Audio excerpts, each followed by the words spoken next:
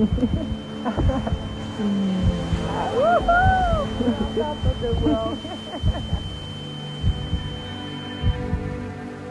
sais, c'est difficile.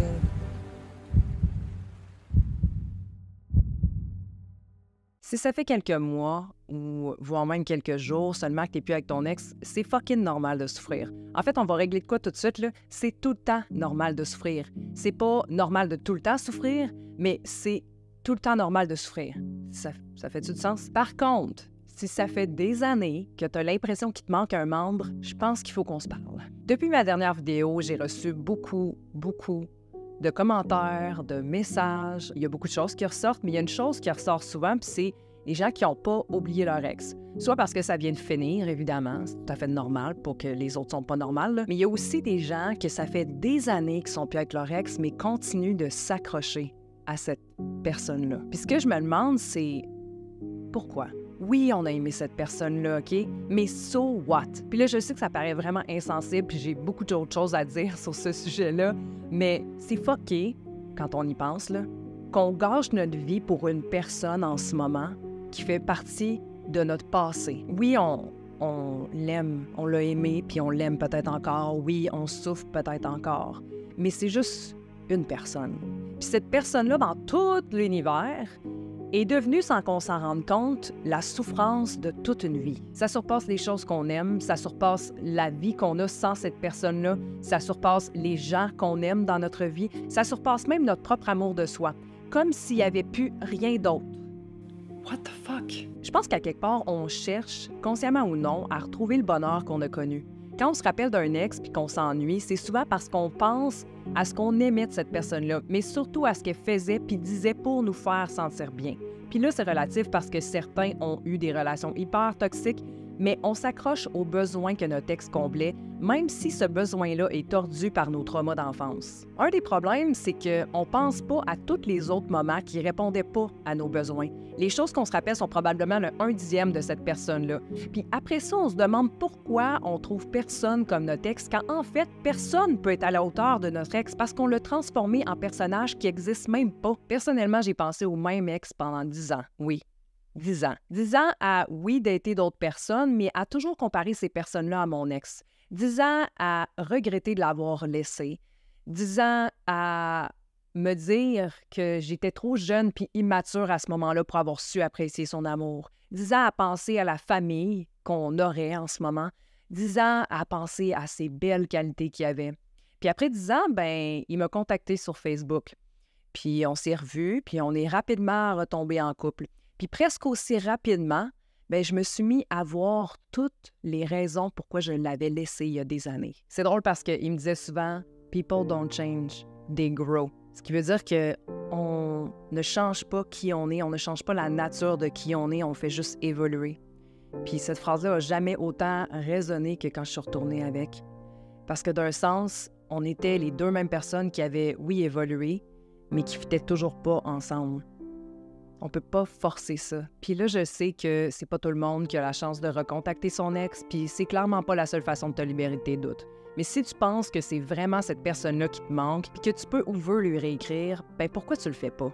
La pire chose qui peut arriver, c'est te faire rejeter ou de réaliser que c'était pas la bonne personne pour toi. Puis des fois, c'est ce que ça prend pour passer à autre chose. Ou tu vas peut-être revenir avec, mais dans les deux cas, tu vas avoir ce que tu as besoin. Bon, ça, c'est dans le cas où tu peux recontacter ton ex, mais je sais que beaucoup d'entre vous ne pouvaient pas ou ne voulaient pas recontacter votre ex, puis peu importe la raison, ça ne change pas la situation. La situation est que cette personne-là n'est plus là dans le présent, puis qu'il faut accepter ça si on veut arrêter de souffrir, parce que c'est la résistance à cette réalité-là qu'on ne veut pas vivre qui crée plus de souffrance. Oh my God, oh my God, oh my God, guys, je fais jamais ça m'interrompre moi-même, OK? Mais là, je suis en train d'éditer la vidéo, puis en même temps, j'ai écouté un audio d'une personne qui me parle de sa rupture puis qui me dit qu'il n'a toujours pas oublié son ex. Vous comprenez que là, il y a quand même un lien. Le fait est que cette personne-là continue encore de voir son ex, puis là, je me rends compte que j'ai pas parlé une petite fois de ça dans ma vidéo. Mais, si tu veux passer à autre chose, il faut que tu arrêtes de voir ton ex. Puis là, je sais qu'il y en a que c'est par obligation et non par choix, mais si c'est par choix, donne-toi une chance, parce que si t'es toujours là-dedans, comment veux-tu plus être là-dedans? Fait que c'est ça. Bref, on va recommander, on va... Going back to the video now. Hey, si tu passes tout ton temps et tu perds ton énergie à penser à ton ex constamment, comment veux-tu avoir l'espace de vivre autre chose? En t'accrochant au bonheur que tu avais dans le passé, ben, tu t'empêches de vivre le bonheur dans le présent puis celui que tu pourrais avoir potentiellement avec une autre personne. Tu sais, quand tu pleures parce que tu te rappelles des souvenirs que tu avais avec cette personne-là, ben, je veux que tu prennes conscience que tu existes en ce moment puis que tu as une vie en ce moment. Puis que tu trouves une façon de t'aimer plus que tu l'aimes en ce moment. Non, cette personne-là n'est plus là, mais tu n'as pas besoin de disparaître avec. Puis non, tu n'aimeras probablement jamais personne comme cette personne-là parce qu'on ne peut pas aimer une personne de la même façon. Tout le monde est différent, tout le monde est unique, puis on aime les gens pour différentes raisons, puis de différentes manières, puis on a différentes connexions avec les gens. Mais une chose qui est sûre, c'est que c'est pas la seule personne que tu peux aimer. C'est pas la seule personne que tu peux aimer intensément non plus. Puis c'est pas la seule façon que tu peux être heureuse ou heureux. Inclusif, tu sais. Puis en fait, des fois, être en couple peut même limiter notre croissance personnelle parce qu'on fait de l'autre une partie de notre identité. On priorise cette personne-là, on change qui on est pour cette personne-là, on cherche pas à se découvrir sans cette personne-là. Puis c'est là où on est complètement perdu et sans espoir quand c'est fini. Parce qu'une partie de notre identité nous quitte avec cette personne-là. Quand on pense qu'on ne peut pas vivre sans l'autre, c'est souvent parce qu'on ne veut pas vivre sans la partie de nous qu'on a abandonnée. Il n'y a pas longtemps, je travaillais sur des événements que je veux organiser dans la ville de Québec. Puis je réalise que je ne serais pas en train de travailler là-dessus si j'étais encore avec mon ex. Parce que ma priorité, ça aurait été mon ex. Puis oui, j'aurais continué de faire certaines choses qui sont bonnes pour moi, mais jamais autant qu'en n'étant plus avec lui. Tu sais, c'est la souffrance qui m'a motivée à essayer des nouvelles choses, à changer, à évoluer, puis à pousser les limites de ce que je veux faire dans la vie. Puis j'ai le temps, puis j'ai la liberté de le faire. Fait que ça, c'est un hostie de gift. Puis je trouve que c'est l'absence de cette personne-là, en l'occurrence notre ex, qui crée un contenant vide qui semble souffrant parce que c'est un fucking vide, mais qui est en fait un contenant qu'on peut mettre plein de belles choses dedans. Je sais que ça paraît quétaine, mais... Tu sais, je savais pas à ce moment-là, quand que j'étais en couple, mais aussi quand j'ai vécu ma rupture puis que je souffrais en tabarnak, que j'étais pas heureuse en couple. J'étais pas heureuse en couple parce que, premièrement, il y a des choses qui fonctionnaient pas puis j'étais complètement dans le déni puis je préférais m'accrocher à l'amour qu'il me donnait que d'adresser ces choses-là puis de prendre le risque d'être seule. Mais aussi, j'étais pas heureuse en couple parce que j'étais pas heureuse avant d'être en couple. Puis la vie m'a donné la chance de le devenir. Je sais que je serais pas la même personne si j'étais en couple ou même je serais pas la même personne que j'étais avant si j'avais pas vécu ma rupture. C'est un genre de cadeau déguisé qui est dur à voir sur le coup, mais qui te permet d'avoir de l'espace de créer autre chose. Tu sais, j'étais quelqu'un qui consommait du cannabis puis de l'alcool au moins une fois semaine, puis c'est des dépresseurs, puis ça a l'air bien le fun de même. Je comprends pas trop pourquoi on normalise ça dans notre société, mais les faits sont que j'ai quand même consommé longtemps dans ma vie, on and off, puis je me rendais pas compte que ça l'affectait mon humeur autant que ça. Quand j'y pense, j'ai jamais vraiment aimé ça, fumer ou boire anyways. J'aime ça être à jeun, même si c'est tough des fois. J'aime mieux être high on life puis me récompenser avec un bain au lieu d'un joint. Puis en arrêtant de consommer ce qui me rendait inconsciente, ben je me suis mise à être plus consciente de mes émotions, ce qui marche ou pas dans ma vie, puis ce que j'ai envie pour être plus heureuse. Maintenant, ça se peut que tu ne consommes pas de drogue ou d'alcool, puis c'est parfait comme ça. C'était juste un exemple que je donnais. Mais mon point, c'est qu'on consomme tous à quelque part quelque chose qui nous intoxique puis qui nous empêche de voir ou de faire le travail. Puis si l'amour de l'autre est une dépendance, bien, il serait peut-être temps de faire un sevrage pour te nourrir du tien sainement. Je pense qu'au début d'une rupture, c'est normal de se dire que sa vie est de l'hostie de marde. C'est normal de penser qu'on n'aimera plus jamais quelqu'un de cette façon-là. C'est normal de ne pas avoir le goût de se lever le matin. C'est normal de ne pas avoir le goût de travailler, de s'occuper de soi, de ne pas être capable de manger. Est-ce que c'est sain?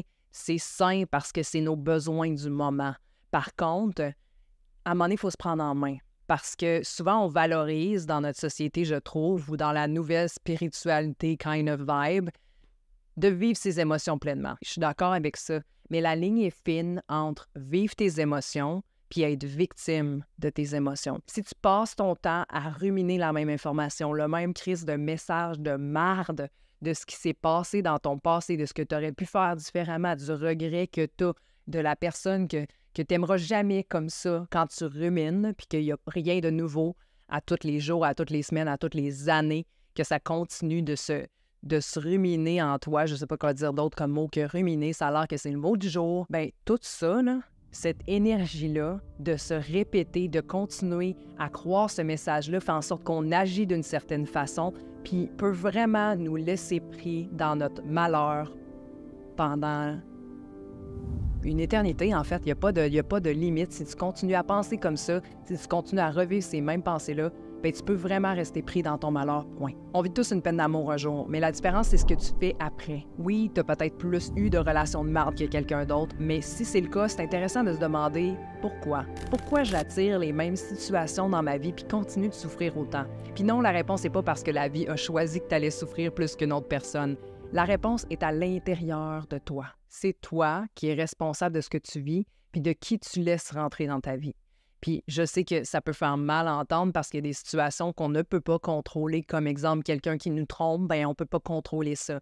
Par contre, on peut contrôler si on reste, on peut contrôler si on quitte, on peut contrôler ce qu'on pense de cette situation-là, à savoir, ah ben dans le fond, tout le monde me trompe, puis tout le monde va toujours me tromper, tu sais. Ça peut être juste une croyance qui s'installe, puis on peut contrôler cette croyance-là. On peut contrôler aussi si on se protège pendant des années parce qu'on se dit « fuck off, moi je n'aide plus personne ». Je pense que c'est vraiment important d'être seul quand on vient de vivre une rupture, puis de réapprendre à se connaître, de réapprendre à s'aimer, de réapprendre à vivre avec la solitude. Par contre, il y a un moment où ce qui était à la base une façon de se retrouver devient une façon de se protéger. Tu sais, quand tu as tellement cultivé ton bonheur toute seule que tu veux même plus prendre le risque de rencontrer quelqu'un qui pourrait tout fucker ça. Puis à quelque part, penser comme ça, c'est comme de pas faire confiance qu'on a appris du passé. Tu sais, ça se peut là, que t'aies pas envie de dater en ce moment, puis c'est bien correct, mais aie assez confiance en toi pour savoir que t'as pas besoin d'être une nonne pour te protéger. Tu seras jamais à un point où tu vas tout avoir appris, où t'auras plus de défauts, puis où tes traumas auront plus aucun impact. On guérit puis apprend constamment, mais je te confirme que t'es plus la même personne qu'avant. Juste le fait que t'aies peur de laisser rentrer quelqu'un prouve que tu t'aimes,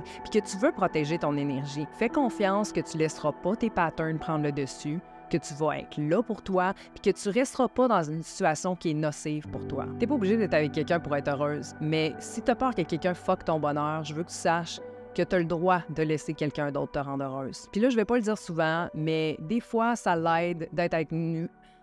Je suis même pas capable de le dire.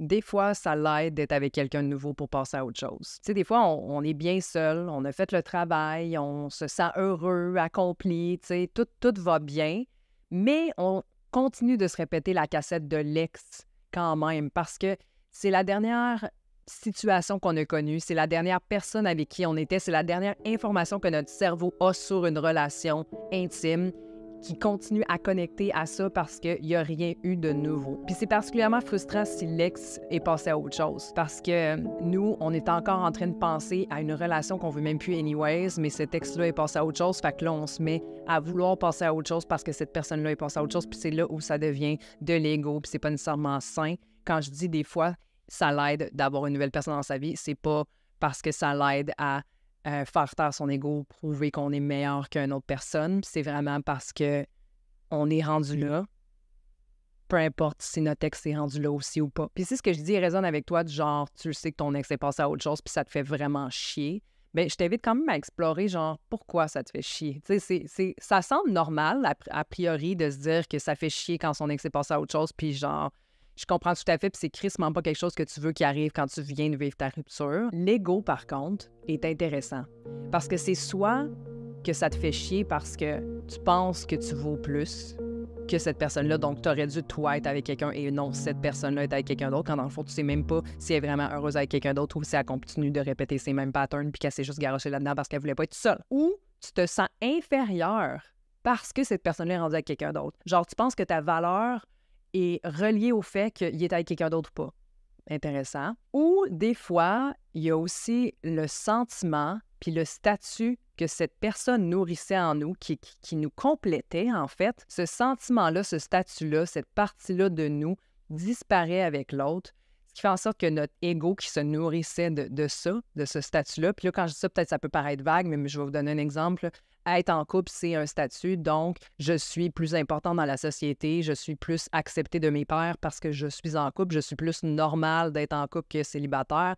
Donc, cette partie-là, qui était complète avec l'autre personne, mais quand elle s'en va, c'est comme si on perdait cette partie-là de nous. Puis encore pire, si l'autre personne se met avec quelqu'un d'autre, parce que là, c'est comme si elle donnait à cette personne-là ce que nous, on avait dans le fond. Ça peut être un besoin aussi, ça peut être bien des affaires, mais dans le fond, c'est comme si notre ego était affecté parce que là, on n'avait plus cette partie-là. Tu sais, elle n'est plus là. Puis elle est rendue que c'est quelqu'un d'autre qui l'a, puis c'est pas moi.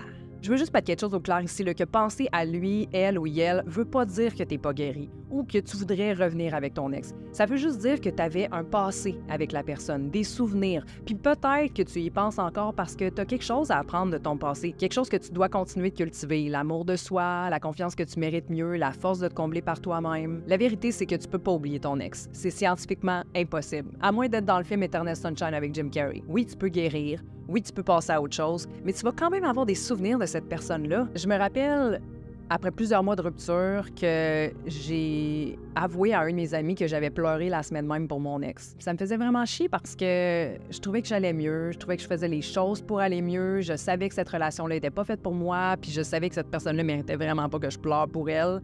Fait qu'il y avait quelque chose dans l'ego là-dedans qui me faisait vraiment chier. Tu sais, j'étais comme « I should be better than this ». Puis mon ami m'a répondu « Laisse-toi vivre ton tour de roue. Toute rupture a son tour de roue ». Ce qui veut dire que pendant 1 an ou plus, tout dépendant de la grosseur de la roue puis de bien d'autres facteurs, bien, tu vas te rappeler de tous les moments, de tous les souvenirs, de tous les endroits où tu étais avec ton ex dans le passé. Genre... Ah, à Noël l'année passée, j'étais avec ma famille, puis lui, puis il m'avait offert tel cadeau. Chris avoir su, à part que j'ai présenté mon frère, puis il allait me laisser 3 mois plus tard, ben, hein, je l'aurais pas fait. Fait que ça peut être genre des souvenirs positifs, ça peut être des souvenirs négatifs. Il y a comme un sentiment qui ressort de ça, de je m'ennuie d'un sentiment positif qui vient de ça, mais aussi de ah, que je peux pas croire que je souffre encore de ça parce que dans le fond, c'était déjà souffrant à base ou ça me fait souffrir présentement d'y penser. Peu importe. C'est fucking normal. Cette semaine, j'ai utilisé un crayon de plomb puis je me suis dit Ah, c'est lui le dernier qui a utilisé ce crayon-là. il n'y a pas vraiment plus bas que ça, là. Bref, je sais pas pourquoi, mais ça me fait du bien de penser que de revivre ces journées-là sans lui me permettent de créer un peu plus ma nouvelle vie et de m'éloigner des souvenirs que j'ai de lui. À chaque journée, c'est une de moins à penser qu'on a fait ça aussi ensemble. Des fois, ça prend plus qu'une fois, mais avec le temps, ça devient de moins en moins dur de revivre les mêmes journées, puis les souvenirs sont tranquillement remplacés par d'autres. Fait que laisse-toi vivre ton tour de roue, t'as le droit. C'est sûr que si t'as été 8, 10, 14, 20 ans avec une personne, tu vas avoir plus de souvenirs, puis ça risque d'être plus dur de te redéfinir sans l'autre. Mais disons qu'on est dans le film de Jim Carrey où tu peux effacer les souvenirs de cette personne-là à tout jamais dans ta mémoire. Je pense que la plupart des gens voudraient jamais échanger toutes ces années-là à avoir de l'amour, toutes ces années-là à avoir quelqu'un à leur côté, tous ces apprentissages, ces opportunités, tout ce qu'on a vécu, tout ce qu'on est devenu. On voudrait jamais perdre tout ça puis l'échanger contre des années seules de célibat juste parce qu'on veut pas souffrir en ce moment. Ben c'est un peu ça la beauté de souffrir. Les beaux moments font place au changement tout en étant la personne qu'on est maintenant. On continue d'avancer, d'évoluer, mais avec un peu plus d'expérience qui nous permet d'être de plus en plus dans ce qui est fait pour nous. Bien sûr, ça, c'est si on prend le temps de voir cette expérience-là comme une opportunité de guérir. On a toujours la possibilité de guérir, mais pour une raison vraiment weird, on pense qu'on est les seuls à souffrir comme ça puis qu'on guérira jamais. Mais notre corps est littéralement fait pour guérir puis se régénérer. Genre, tu peux te casser une jambe ou te perforer le corps puis il va se reconstruire. C'est la même chose avec notre cœur. Puis on l'oublie ou on n'y croit pas parce que le degré d'avancement d'une guérison émotionnelle n'est pas visible. En tout cas, pas au début. Mais mettons là, que tu écris comment tu te sens aujourd'hui puis que tu te relis dans 1 an, je suis pas mal certaine que ça va avoir changé. Je veux que tu arrêtes de penser que tu es encore la même personne qui pense à son ex parce que c'est cette pensée-là qui fait que tu es encore la même personne qui pense à son ex. Tu le vois peut-être pas, là, mais tu es déjà en train de changer puis tu es tellement plus que ce que tu penses que t'es. Tu peux te donner un peu plus de crédit que ça, là? Parce que c'est déjà assez tough de même sans que t'en rajoutes, parce que supposément que tu serais supposé d'être passé à autre chose après 1 an. Fuck that. On valorise souvent les gens qui passent à autre chose rapidement, puis j'ai envie de te dire, oui, tu vas passer à autre chose, mais ça n'a pas besoin d'être rapide, OK? En ce moment, là, je te dis bravo. Bravo parce que tu choisis de vivre à chaque jour, même si tu souffres, puis que cette souffrance-là est peut-être la pire souffrance que tu as jamais vécue de ta vie. Parce que ça, là, c'est beaucoup plus difficile que de passer à autre chose rapidement. Une chose qui est sûre, c'est que c'est pas une question de temps, mais plus de perception. C'est le message que tu te répètes constamment. C'est les croyances que tu as par rapport à ta capacité de guérison. C'est les murs que tu as formés pour te protéger ou le travail que tu fais pour avancer. OK, je sens que cette vidéo-là tire à sa fin. Par contre, j'aimerais quand même vous partager certains éléments clés qui, selon moi, sont essentiels pour avancer. First, il faut apprendre à se pardonner parce que la culpabilité qu'on a, qu'on ressent, peut être la chose qui nous garde pris dans le passé. Tu as fait du mieux que tu pouvais, OK? Puis peu importe les erreurs ou la peine que tu as faites, bien, premièrement, tu n'aurais peut-être jamais pu faire ça différemment. Tu n'étais peut-être pas avec la bonne personne. Peut-être que c'était juste d'être toi puis que quelqu'un d'autre aurait accepté ça. Peu importe. Il faut arriver à accepter le sentiment qui vient avec ça puis le transformer en apprentissage pour les prochaines fois. Deuxièmement, prends soin de toi. Peu importe ce que ça veut dire pour toi. Parce que c'est pas ton ex, la personne la plus importante dans ta vie, mais c'est toi. C'est toi, la personne la plus importante dans ta vie. OK? Puis c'est en prenant soin de toi que tu te donnes de l'amour, donc que tu ressens de l'amour que tu as besoin en ce moment, mais aussi que tu te sens mieux physiquement et mentalement. Et troisièmement, commence à croire que tu vas aller mieux, que tu mérites mieux, puis que tu vas avoir mieux. Que ce soit à travers des exercices d'affirmation, des post-it partout dans ton salon, des exercices d'amour de soi. Fais ce qu'il faut pour changer les voies dans ton cerveau puis l'énergie qu'elle dégage. Le core de tout ça, là, c'est d'accepter puis se donner ce qu'on a besoin puis d'accepter peu importe ce qui se passe. Ça ne veut pas dire arrête de penser ce que tu penses, OK? Ça veut dire analyser cette pensée-là, la voir puis y donner de l'amour parce qu'elle en a besoin. Il y a un besoin derrière qui se cache derrière cette pensée excessive-là, cette peine-là, cette colère-là. Donne-y ce qu'elle a besoin, OK? Donne-toi ce que tu as besoin. Maintenant, je sais que j'ai pas vraiment parlé de façon concrète de pratiquer ça, puis crois-moi, j'aimerais ça te dire que tu vas aller mieux si tu fais un rituel en enterrant des choses qui te font penser à lui ou à elle, puis en brûlant de la sauge. Mais la vérité, là, c'est qu'il y a juste toi qui sais ce que tu as besoin pour passer à autre chose. Mais il y a une chose qui est certaine, puis c'est que si tu veux un jour laisser aller ton passé, tu dois faire ce qu'il faut dans le présent. Tu peux pas juste penser à lui, elle ou elle, puis être victime de ça. Tu dois aussi faire les choses différemment. Ça se peut que tu n'aies aucune fucking idée de ce que ça veut dire pour toi en ce moment, mais si tu n'es pas bien avec ce que tu vis, bien, prends action, essaye des nouvelles choses, ouvre-toi à plus, parce que c'est pas seulement ton toi du présent qui va te remercier, mais ton toi du futur aussi. C'était Émilie Brousseau, j'espère que vous avez aimé. Si c'est le cas, n'oubliez pas de me le faire savoir en likant, partageant, commentant, vous abonnant. N'hésitez pas aussi à me poser des questions dans l'espace commentaire ou encore sur Instagram, ça peut être en privé aussi. Merci aussi à tous ceux qui m'écrivent juste en général des commentaires, des messages pour me partager leurs expériences de vie en ce moment ou qui veulent simplement me remercier de faire ce que je fais. Si, ça y est. J'allais dire, je braille presque à chaque fois et voilà. Ça me touche énormément parce que je réalise jamais que je parle à des gens parce que je parle à une caméra dans mon salon. Puis je sais qu'il y a des gens qui me suivent, mais c'est quand je reçois des messages que je le comprends vraiment, on dirait. Donc, c'est pour cette raison que je vais aussi organiser des événements. Je veux faire des cercles de partage où on va avoir différentes thématiques qu'on va adresser, puis différentes pratiques aussi pour se libérer de nos shit dans la vie. Donc, c'est tout pour moi aujourd'hui. Honnêtement, j'ai l'impression que j'ai beaucoup radoté vers la fin. I'm sorry for that. On se dit à bientôt. Namaste. My friends.